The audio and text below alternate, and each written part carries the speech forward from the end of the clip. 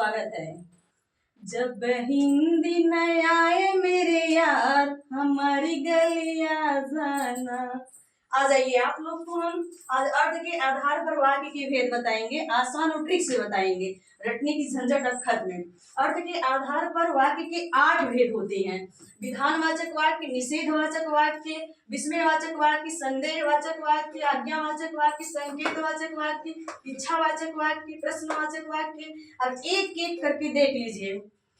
जिन वाक्यों के क्रिया का सामान्य रूप से होने का बोध पाया जाता है वहां पर विधानवाचक वाक्य होता है अर्थात साधारण वाक्य। जैसे रमाकांत पुस्तकें लाया, दिव्या पढ़ने गई, मोहन पढ़ने जाता है, वह पुस्तक लाता है आदि।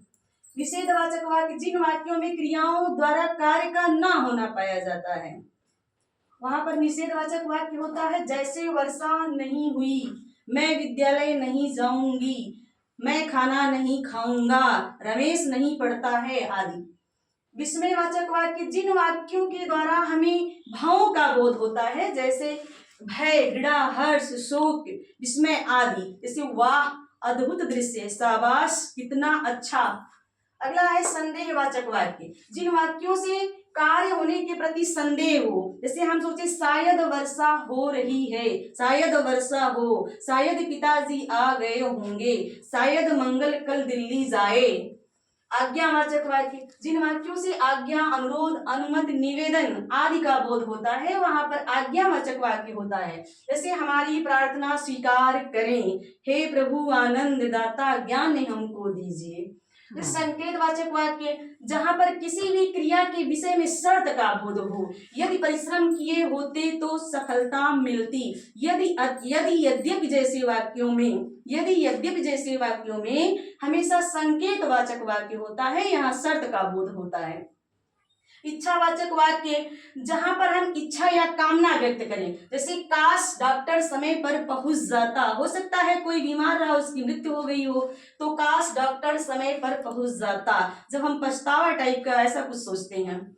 आगे प्रश्नवाचक वाक्य जिन वाक्यों से प्रश्न करने का बोध होता है वहां प्रश्नवाचक वाक्य होता है। जैसे दृष्टि किस कक्षा में पढ़ती है, तुम कल स्कूल क्यों नहीं आए। अब देखते हैं यहाँ प्रश्न, कुछ प्रश्न अभ्यास प्रश्न दिए गए हैं कि अर्थ के आधार पर वाक्य के कितने भेद होते हैं। आप कमेंट बॉक्स में लिखकर रिप्लाई करें। अरे सौरभ तुम कब आए में कौन सा वाक्य है, लिखें। सौरभ लिखें आप। रमाकांत पुस्तकें लाया को निषेधवाचक वाक्य में परिवर्तित कीजिए। आप शीघ्र स्वस्थ होकर काम पर जाएं में कौन सा वाक्य है। हमारी प्रार्थना स्वीकार करें में कौन सा वाक्य है। पिताजी के साथ संभवतः कृष्णा भी आए में कौन सा वाक्य है। अब हम आपको होमवर्क देना चाहते हैं, कॉपी में नोट करके लाइएगा। सौरभ, अमन, आर्या, श्रेया, सावरीन, आरिशा जो भी इस क्लास को देख रहे हैं होमवर्क जरूर करेंगे।